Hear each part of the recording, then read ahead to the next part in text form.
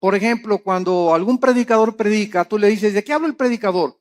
Y le preguntas a Juan, pues habló de esto y esto, él encontró una cosa. Y le preguntas a otra persona y te dice otro panorama del mensaje.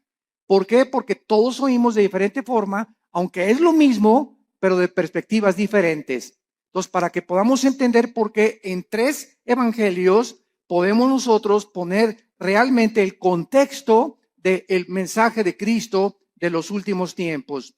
Vamos a ver ahorita, vamos a leer 2 pasajes, Mateo 24, del 1 al 3, y Lucas 21, del 5 al 7, para comenzar y tener el inicio de esta serie de conferencias que se los garantizo va a estar preciosa. He tratado de, así con lupa, con microscopio, examinar los versículos, profundizar lo más que pueda. Hemos dado muchos mensajes del Apocalipsis, de los últimos tiempos, de Daniel. Tenemos la serie de Daniel ahorita en la segunda conferencia, creo que es la 15ª conferencia de todo el libro de Daniel, versículo por versículo, pero nunca había yo compartido en mis 37 años que tengo de compartir la palabra de Dios, nunca había compartido con tantos detalles lo que en esta serie va a estar involucrado. Así que está garantizado, ¿verdad?, que va a ser un estudio hermoso que nos va a dar muchísima luz y nos va a orientar claramente acerca de los últimos tiempos y las señales que debemos ya estar esperando para no confundirnos con tantos falsos profetas, tantos falsos apóstoles, tantos falsos milagros, y la cristiandad está, ¿verdad?, perdida por todos lados. Me acaban de informar que en Europa acaba de haber un congreso donde un personaje del Vaticano fue el orador, un congreso cristiano. Eso se llama el ecumenismo, o sea, la mezcla entre las otras religiones y el cristianismo y las filosofías orientales, la ensalada del chef. Entonces, esto es a donde se dirige la iglesia, es la apostasía y la ramera de Apocalipsis 17. Se diluye completamente la verdad cuando se mezcla con la mentira. Entonces, la verdad de Dios, ¿verdad?, es inalineable. La verdad de Dios tiene una consistencia que no se puede mezclar con nadie, por eso la Biblia es la verdad. Y solamente en la Biblia podemos encontrar nosotros las respuestas verdaderas a lo que nosotros estamos buscando en la vida. En Mateo 24, versículos del 1 al 3, dice así: cuando Jesús salió del templo y se iba, se acercaron sus discípulos para mostrarle los edificios del templo. Respondiendo él, les dijo: ¿veis todo esto? De cierto les digo que no quedará aquí piedra sobre piedra que no sea derribada. Y estando él sentado en el monte de los olivos, los discípulos se le acercaron aparte diciendo: dinos, ¿cuándo serán estas cosas? ¿Qué señal habrá de tu venida y del fin del mundo? Respondiendo él les dijo: mirad que nadie los engañe. Veamos ahora en Lucas, capítulo 21, versículos del 5 al 7, la otra perspectiva de Lucas, de cómo oyó lo que Jesús dijo. Lucas 21, del 5 al 7. Y a unos que hablaban de que el templo estaba adornado de hermosas piedras y ofrendas votivas, dijo: en cuanto a estas cosas que veis, días vendrán en que no quedará piedra sobre piedra, que no sea destruida. Y le preguntaron diciendo: maestro, ¿cuándo será esto? ¿Y qué señal habrá cuando estas cosas estén para suceder?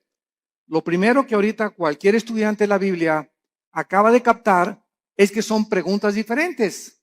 Y vamos a ver que hay 4 preguntas, hay otras en Marcos, pero unas están relacionadas con la destrucción del templo. Esto es muy importante. Vamos a comenzar ya a explicar esto. 2 preguntas están relacionadas con la destrucción del templo y 2 preguntas están relacionadas con las señales antes de que Cristo regrese.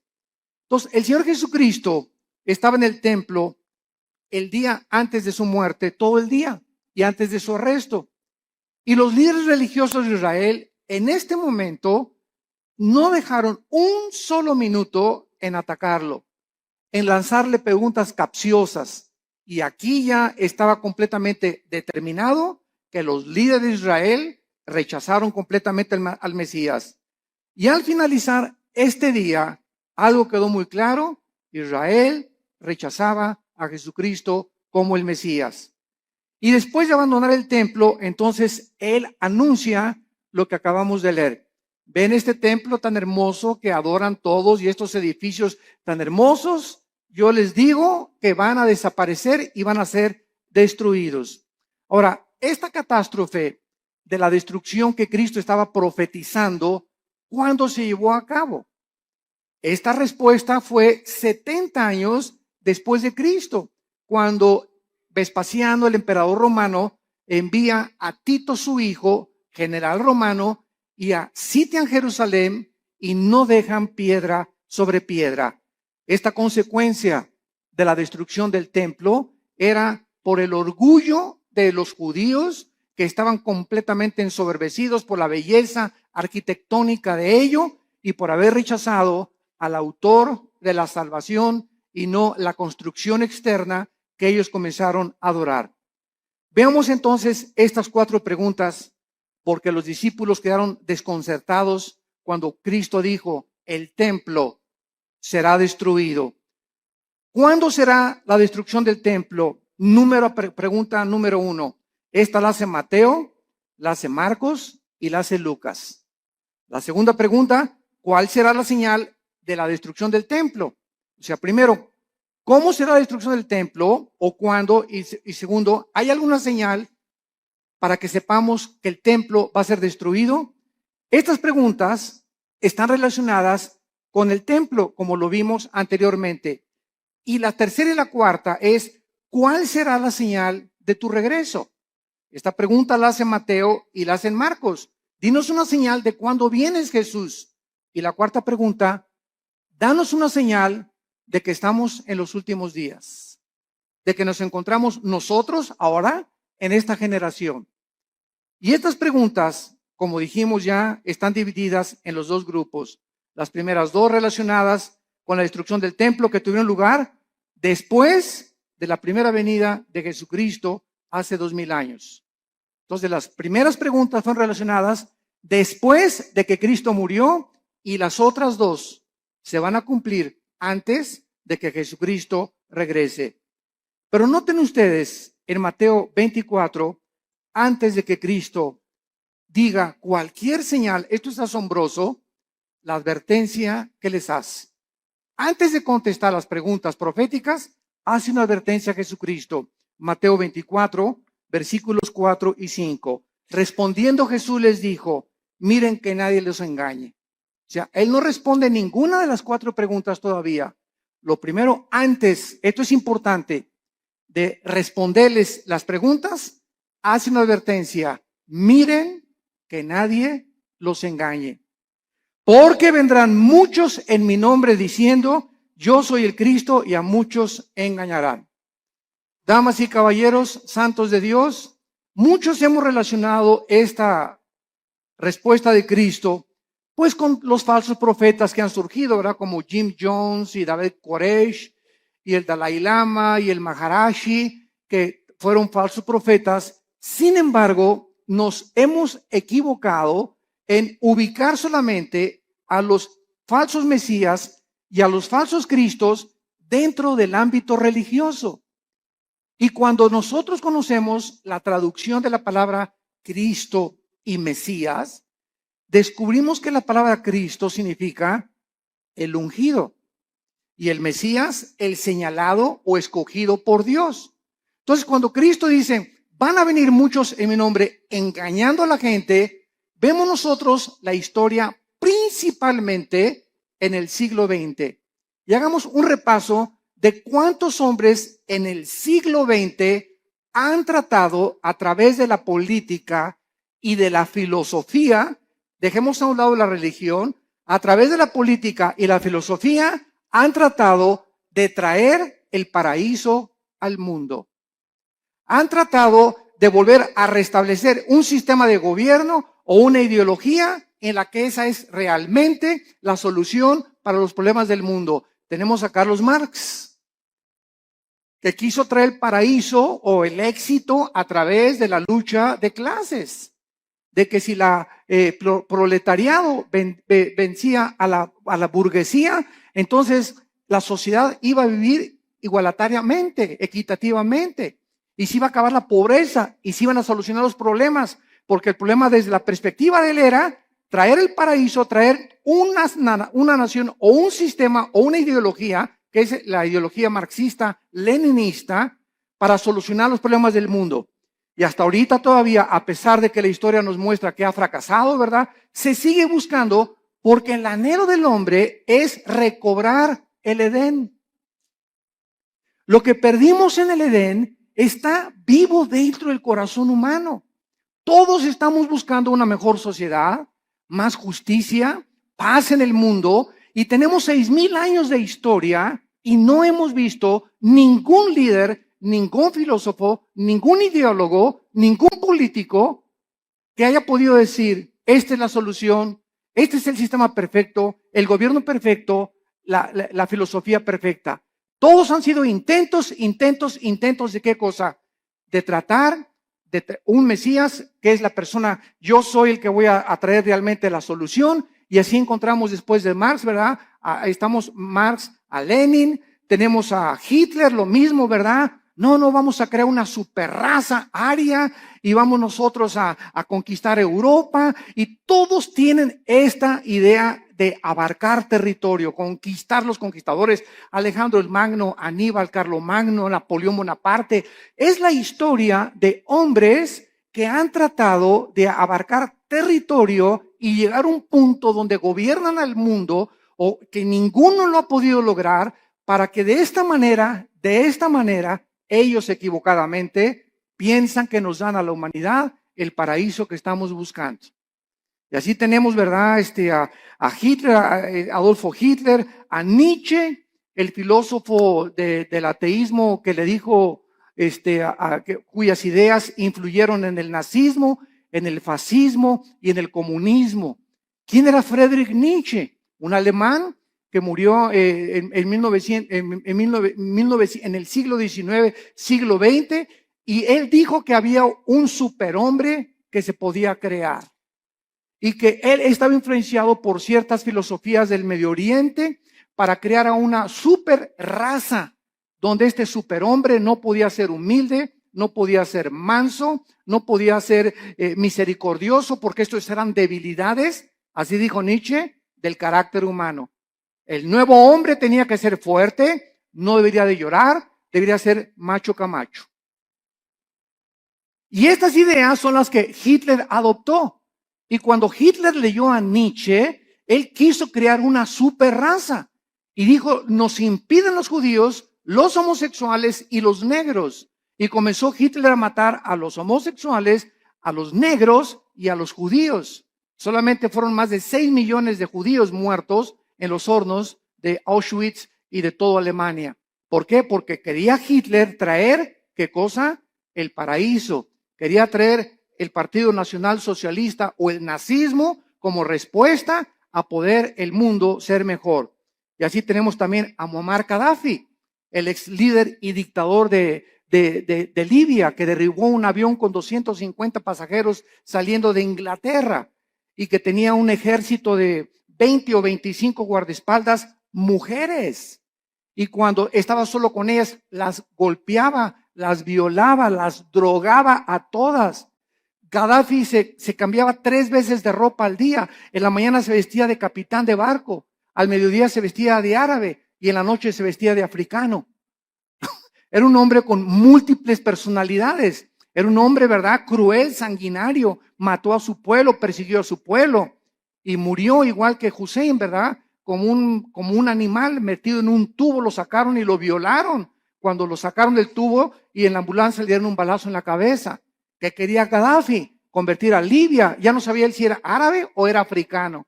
Y cuando los árabes lo dejaron por lo loco que estaba, dijo que me voy a hacer africano. Y después quería ser occidental. Y así vemos todos estos dictadores. José Stalin, el dictador de Rusia durante la Segunda Guerra Mundial. Después de la Segunda Guerra Mundial manda a matar a más de 15 millones de personas, incluyendo a su familia. a sus hermanas, a sus papás, a sus primos, porque tenía tal paranoia José Stalin que no podía confiar ni de su mamá. Entonces vemos todos estos hombres en su perfil psicológico trayendo el paraíso al mundo, colocándose como Mesías y síganme a mí y yo soy el papucho de los papuchos. Y así tenemos, ¿verdad? Al Maharishi, también los filósofos orientales, el Maharishi que cuando los Beatles, el famoso grupo inglés, en los 60, a principios de los 70, viajaron a la India. John Lennon viajó a la India y allá conocieron al Maharishi, las filosofías orientales. Y cuando John Lennon regresó de la India, trajo la marihuana a Inglaterra. Y entonces comenzó a publicar así como si fuera un chiste. Fumamos marihuana. Y en la época de los 60 y los 70, no, el 80% se calcula de los jóvenes en el mundo, en Europa y en América, le entraron a la Verde y a la Golden de Acapulco, a la marihuana. Era un mundo, ¿verdad?, donde la marihuana era lo más normal en esa época de los 60 o de los 70. Entonces, ¿por qué? Porque el Maharishi dijo, al llegar a Los Ángeles, Dios está llegando a Los Ángeles. Y él fue el que le dijo a John Lennon, porque John Lennon, una semana antes de que lo asesinaran en su edificio en Nueva York, John Lennon dijo a los periodistas, una semana antes, yo soy más famoso y más grande Mesías que Jesucristo. Y a la semana lo asesina un loco, ¿verdad?, que venía de Hawái, que dijo que oyó unas voces que no entendía por qué, él nunca había matado a nadie, que le decían las voces, mata a John Lennon. Y fue y lo mató. Vemos nosotros la obra de Satanás, ¿verdad? Y cómo Dios se hizo un lado ante un hombre que lo estaba retando y estaba diciendo que era mayor que su hijo Jesucristo. Y así tenemos a Jim Jones, que se llevó a 900 personas a la Guyana, 1978, junto a Venezuela en la Guyana. 995 personas les da a beber veneno con Kool-Aid, porque les decía que iba a venir la Tercera Guerra Mundial y que era mucho mejor morirse que poder que seguir viviendo, y todos se bebieron el veneno, llegaron y encontraron a todos boca abajo, ¿verdad? 995 personas que este hombre las engañó y les dijo que él era Dios, que él era un Mesías. Cuando llegaron a la Guyana les dijo a los esposos, sus esposas son mías. ¿Quién, te preguntas, en sus 5 sentidos puede entregarle su esposa a un loco? O para que se le entregues tienes que estar igual de loco o más loco que la persona que te la pide.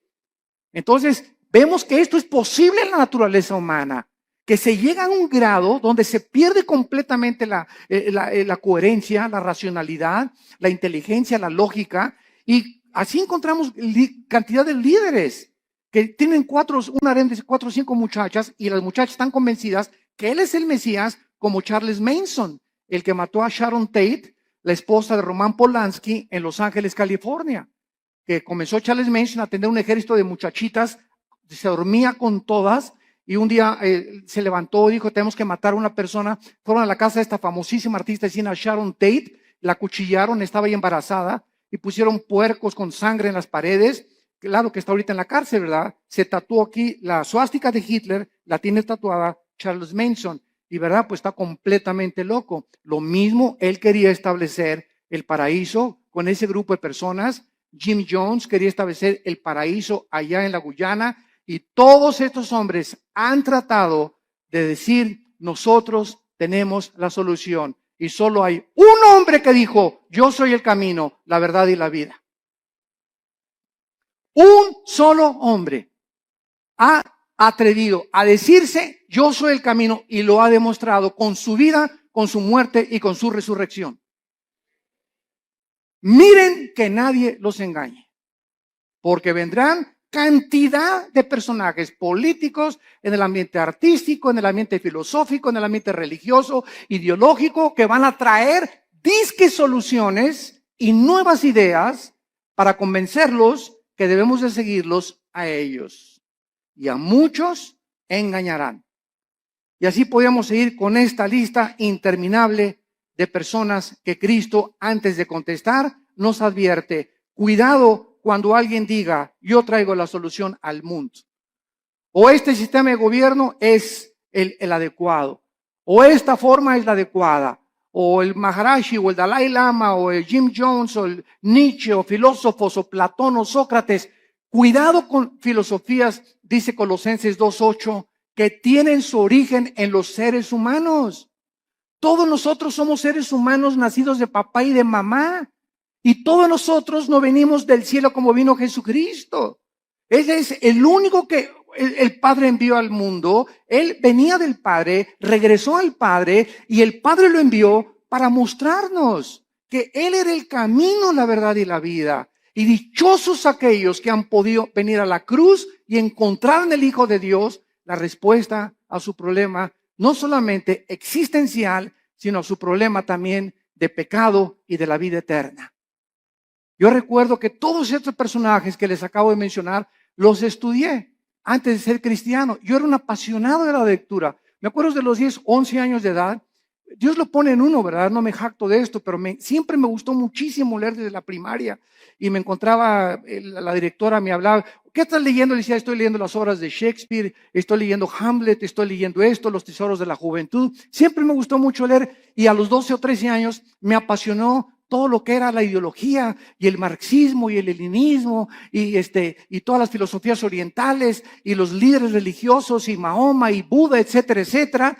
Y después de leer todo eso que leí, ¿verdad? Me encontraba a los 24, 25 años de edad completamente confundido, en un problema existencial tremendo. Me traté de quitar la vida más de 2 veces, ya no quería seguir viviendo, no encontraba la respuesta. Me di cuenta que este sistema era una hipocresía, que esto era una hipocresía, que las religiones eran una hipocresía, hasta que encontré a mi hermano Alejandro que me dijo, Armando, quiero presentarte a un hombre. Le dije, ¿quién? Los he estudiado a todos. Y mi hijo se llama Jesús de Nazaret. Le dije, mira, de religión, inmediatamente lo ligué con la religión. No me hables de religión, le dije a mi hermano. Y mi hermano me contestó, Alejandro, que es pastor también, me dijo, no te vengo a presentar ninguna religión, te vengo a presentar un hombre, el único en la historia que ha dicho que es la resurrección de la vida y el único que puede entrar a tu vida porque está resucitado y su tumba está vacía y puede cambiar tu manera de vivir y darte una nueva orientación, un nuevo enfoque, una nueva perspectiva, verdaderamente para que descubras el propósito y la razón de tu vida. Y pues comencé a estudiar la Biblia. Y me acuerdo un día, ¿verdad? En 1974, caí de rodillas a las 5:30 de la mañana. Y le hablé a mi hermano Alejandro, y ven por mí. Llévame con ese misionero que te habló de Cristo. Ya no puedo. Y me acuerdo que en 1974, a las 5:30 de la mañana, estaba en la oficina de este misionero bautista, norteamericano. Caí de rodillas, él mostraba la Biblia, la paga del pecado y la muerte, la vida eterna es de Jesucristo. Y cuando me comenzó a enseñar así la Biblia, sentí, ¿verdad? Como que saltaban las páginas. Y al ver así la Biblia, como que las letras se salían. Y sentí algo que nunca había sentido. Y sentí una convicción de pecado, de lo sucio que estaba y de lo endemoniado que al Gadareno haber sido Pinocho junto con los que yo traía. Que caí de rodillas llorando y le dije, Señor, perdóname. Tú eres el Cristo y eres la razón por la cual yo nací y realmente tú tienes la respuesta a mi problema existencial. Te prometo que te sigo con todo mi corazón. Y en ese momento yo había llegado al final de mi búsqueda. Ya no tenía a nadie a quien buscar.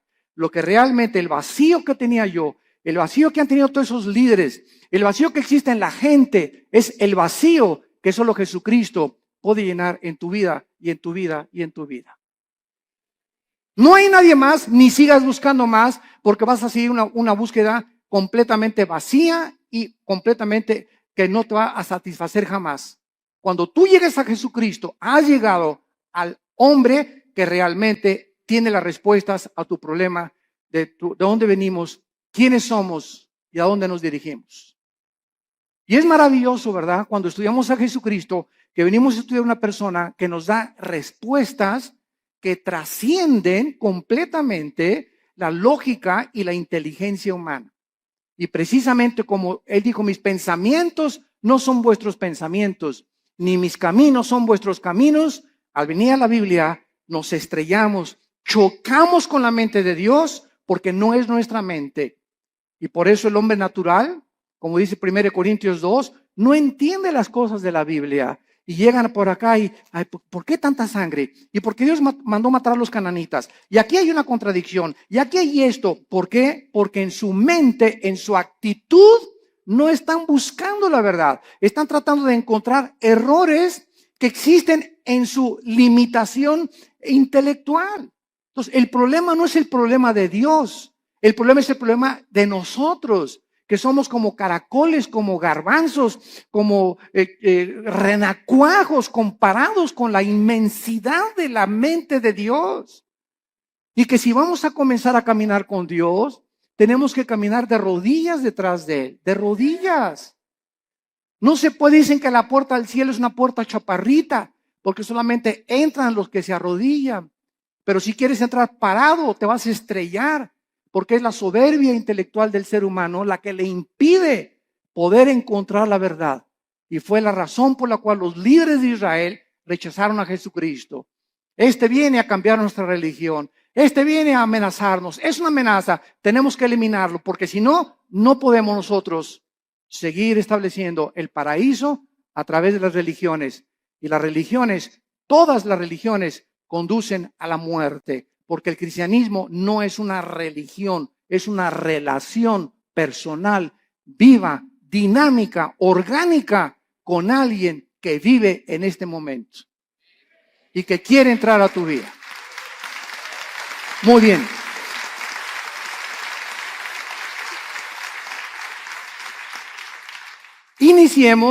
Iniciemos ahora las respuestas a las preguntas 1 y 2, que recordamos están relacionadas con la destrucción del templo. El Señor Jesús no contestó estas primeras dos preguntas en Mateo 24, pero lo hizo claramente en Lucas 21 y en Marcos 13, en cuanto a cuándo sería la destrucción del templo. Y estos pasajes que vamos a leer ahorita son claramente distinguidos de los últimos días. O sea, en respuesta a cuando se iba a destruir el templo, vuelvo a repetir, sucedió antes de que Él regresara y después de su muerte.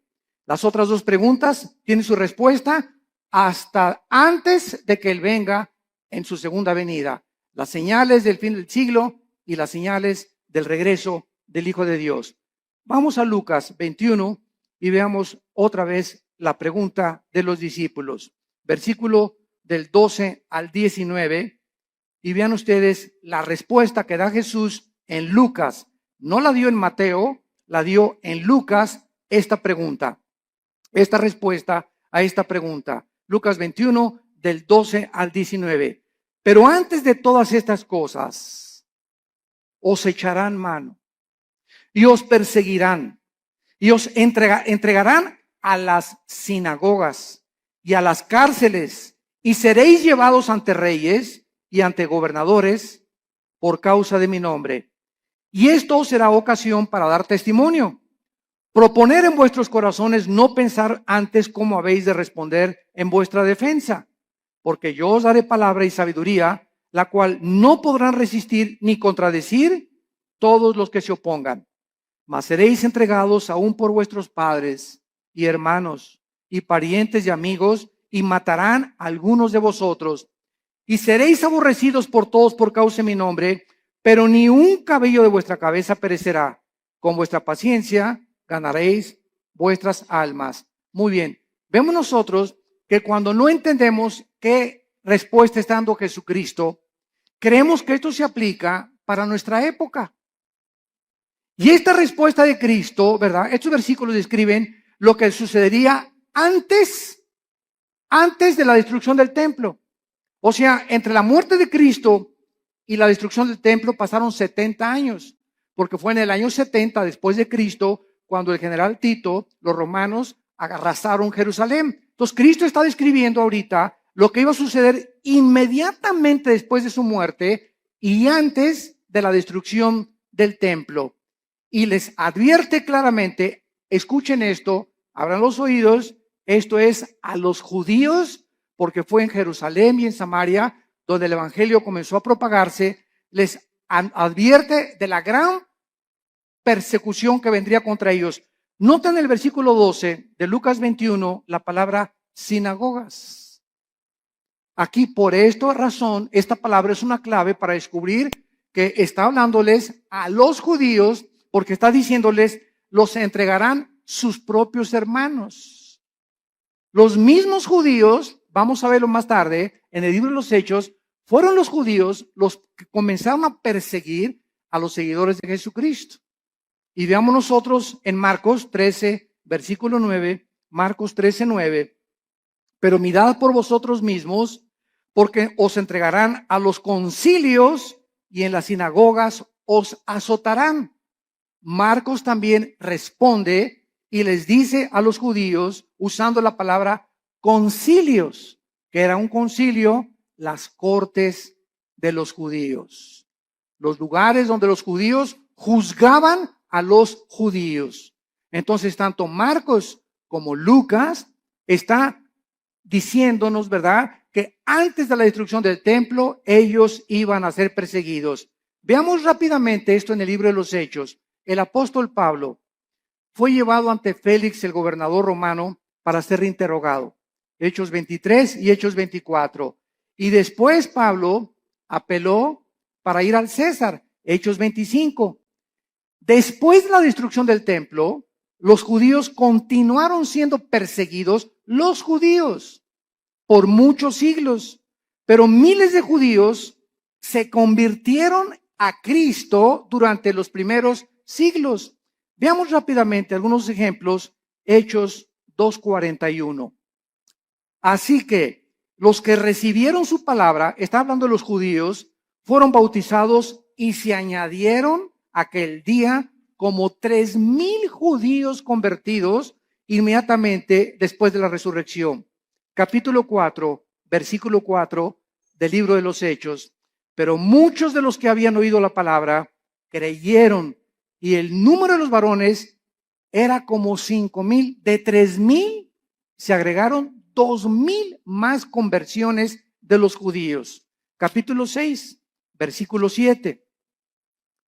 Y crecía la palabra del Señor, y el número de los discípulos se multiplicaba grandemente en Jerusalén, y los sacerdotes, muchos también de ellos, obedecían a la fe.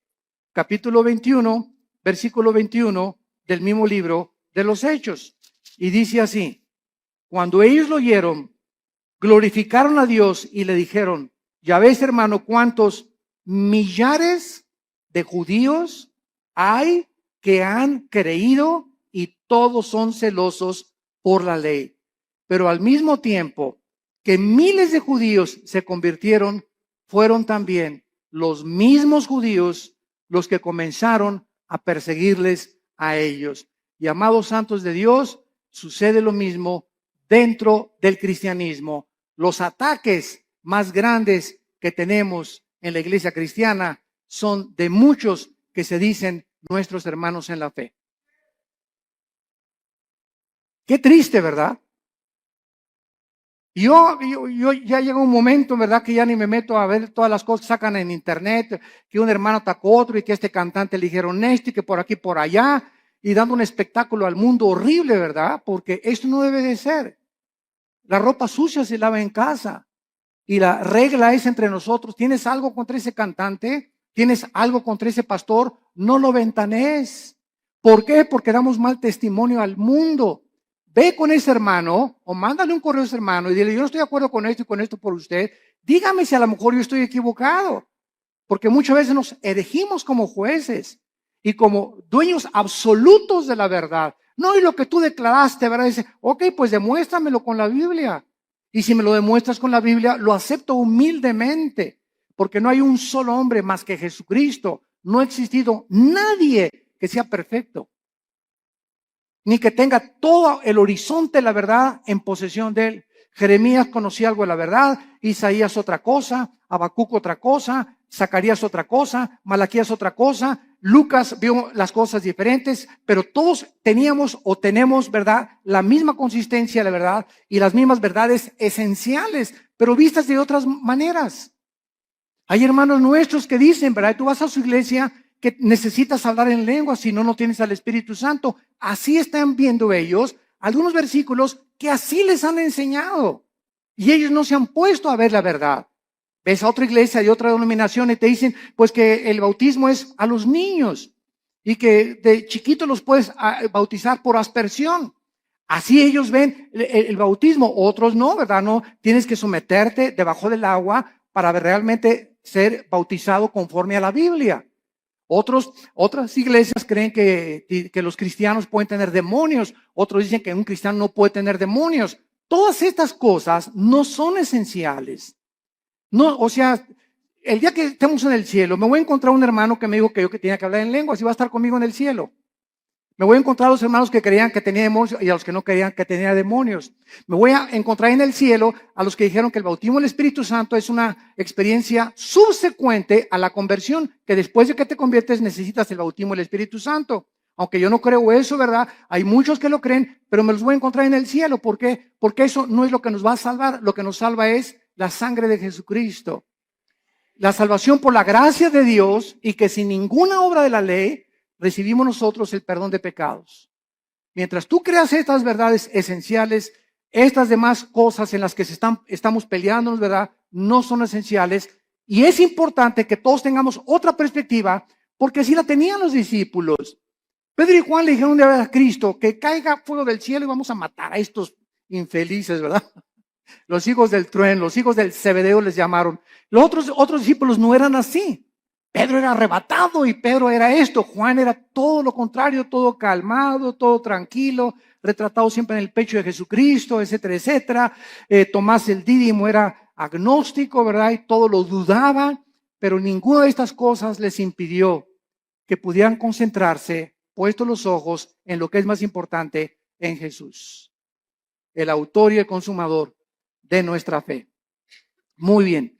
Y vemos ahora la otra pregunta en esta misma cuestionamiento que le hacen a Cristo. Ahora, ¿cuál será la señal de la destrucción del templo? Ya contestamos, ¿cuándo será? Cristo está diciendo, antes de que el templo se destruya, pasará esto y esto y esto y esto. Los van a perseguir, los van a echar de las sinagogas, los van a juzgar sus propios hermanos. Y ahora les voy a decir, ¿cuándo será esta señal? La historia nos confirma, esto es asombroso. La historia nos confirma que la Biblia es la palabra inspirada por Dios. Las profecías lo confirman, la genética lo confirma, la geografía lo confirma, la arqueología lo confirma, la antropología, la física, la química, la literatura y cualquier rama o cualquier disciplina que tú puedas estudiar confirma la veracidad y autenticidad de la inspiración del libro que tenemos estudiando en esta mañana.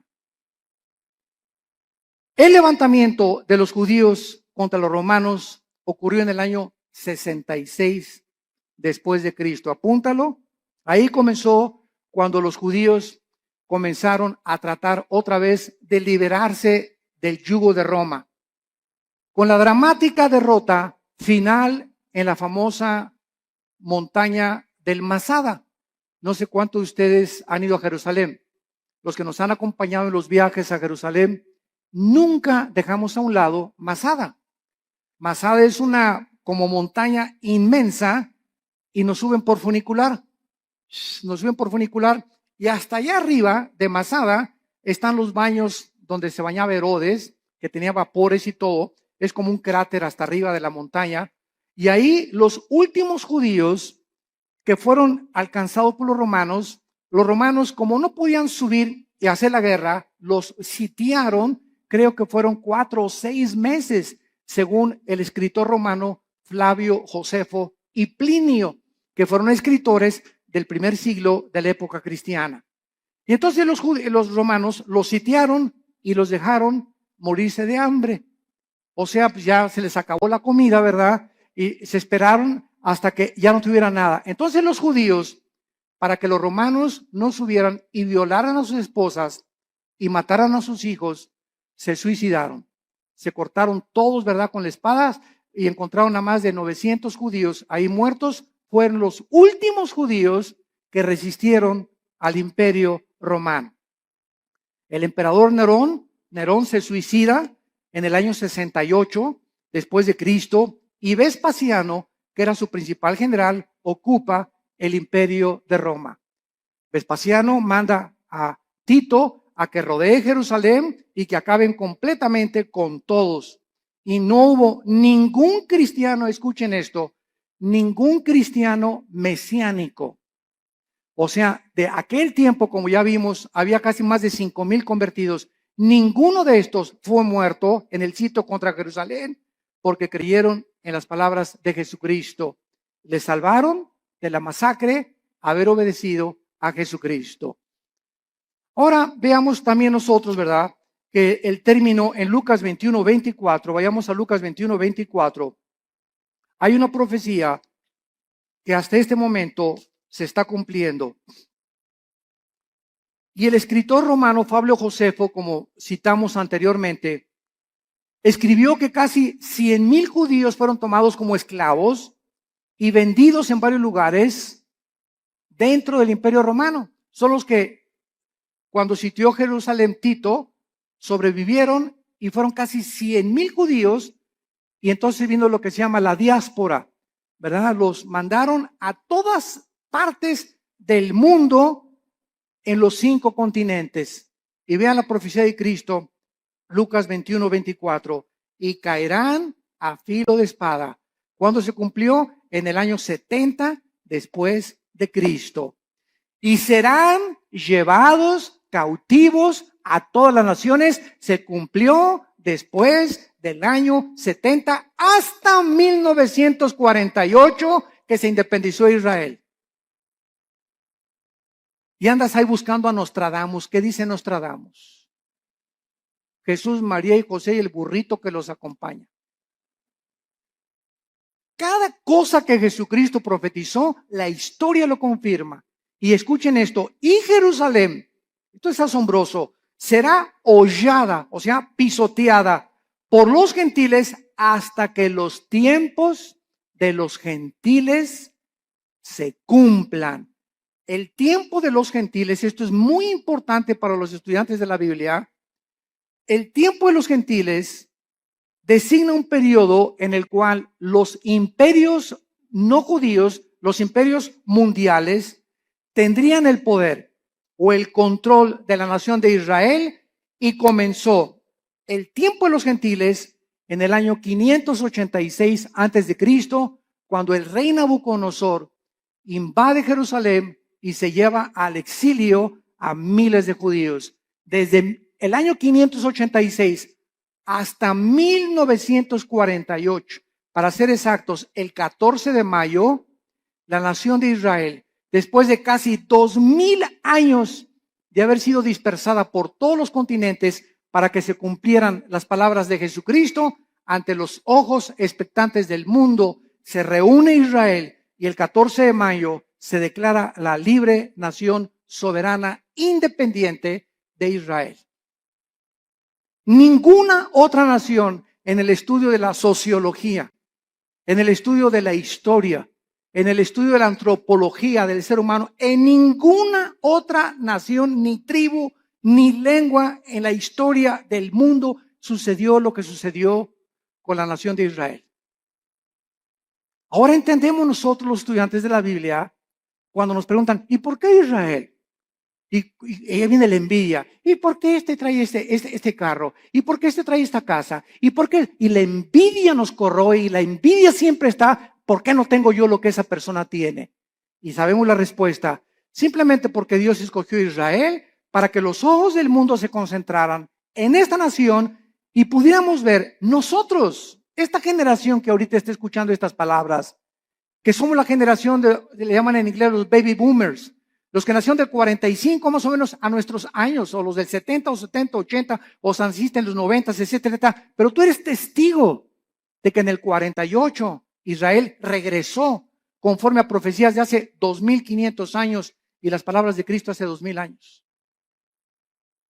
Entonces, esta es la razón por la cual Dios escogió a Israel, no porque sean más inteligentes, ni simplemente para que se concentraran las profecías de los últimos tiempos, y nosotros, los estudiantes de la Biblia, los que estamos buscando qué tiempo estamos viviendo y en qué generación nos encontramos y cómo debemos de vivir en estos tiempos, ver que Israel es el termómetro de Dios.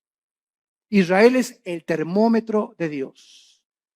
Y todo lo que sucede en Israel físicamente sucede en el mundo espiritual. Y así como Israel está siendo ahorita amenazada, nunca en la historia, desde hace 2000 años, la iglesia se había visto tan amenazada como en el siglo XXI. Nueva legislación de los matrimonios gays. La nueva legislación, escuchen, están las Naciones Unidas por declarar que Jerusalén no pertenece a los judíos, la van a declarar. Hace una semana lo dictaminaron la ciudad internacional. Les van a quitar a los judíos Jerusalén. El Papa acaba de reconocer, Francisco acaba de reconocer a Mahmoud Abbas, el líder del grupo terrorista más grande en el Medio Oriente, después de ISIS, que es el ángel de la paz. Y que merecen tener un Estado palestino. Entonces, están pasando cosas en el mundo que dicen, no es posible que esto suceda. Y por si fuera poco en México, se nos escapa el Chapo Guzmán. Y todavía para rematarle, ¿verdad? Corren al pobre del Piojo Pérez. Herrera, digo. Están pasando tantas cosas, ¿verdad?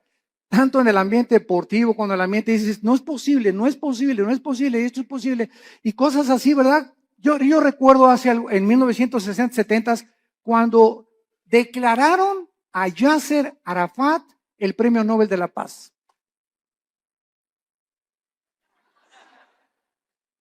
¿Cómo es posible que al más grande líder terrorista, que en 1972 mató a más de 15 atletas judíos en Berlín, en las Olimpiadas en Múnich, en Berlín, en Alemania, ¿cómo es posible que lo hayan declarado el Premio Nobel de la Paz? ¿Cómo es posible que ayer perdió el América? Es otra cosa, ¿verdad? Después nos peleamos por eso. Bueno, vemos entonces claramente que Jesucristo está hablando claramente y ahora va a contestar las preguntas 3 y 4. Vamos a Mateo otra vez y vemos nosotros en Mateo que en respuesta a estas preguntas, Cristo comienza a describir varias señales que aparecerán antes de que Él regrese. Como guerras a gran escala, pestes, hambres, terremotos, martirio de creyentes, falsos profetas, odio y poco amor entre los cristianos. Mateo 24, versículos del 4 en adelante.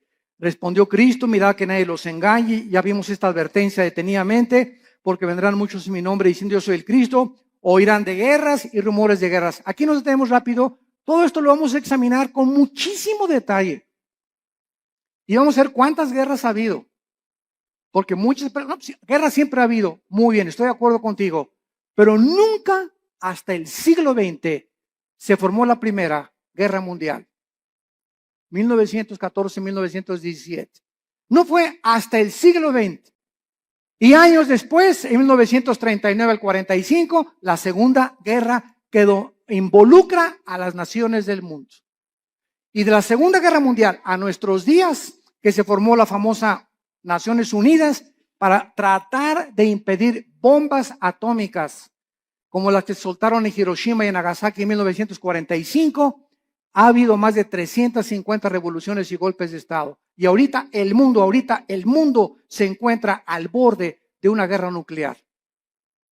Con nuestra tecnología y nuestros estudios científicos y el ateísmo y toda la soberbia del hombre, nos encontramos al borde de nuestra propia autodestrucción. Y si no lee el periódico de ahorita, el Reforma, el de mañana, que ya comenzó la Guerra Fría, Rusia está mandando aviones bombarderos rodear Canadá y Estados Unidos. Estados Unidos mandó hace 2 semanas 235 tanques a Ucrania y a Crimea. Están mandando ahorita F-16 y F-22 también a Europa porque creen que realmente Putin va a tratar de apoderarse de Estonia, de Eslovenia, de Lituania, para poder conquistar todo el sur de Europa y comenzar a expandir su poderío. Y como Putin apoya a Irán, y detrás de ellos está la China, y son los 3 principales miembros del Consejo de Seguridad de las Naciones Unidas, el mundo se encuentra ahorita bajo estas 3 naciones.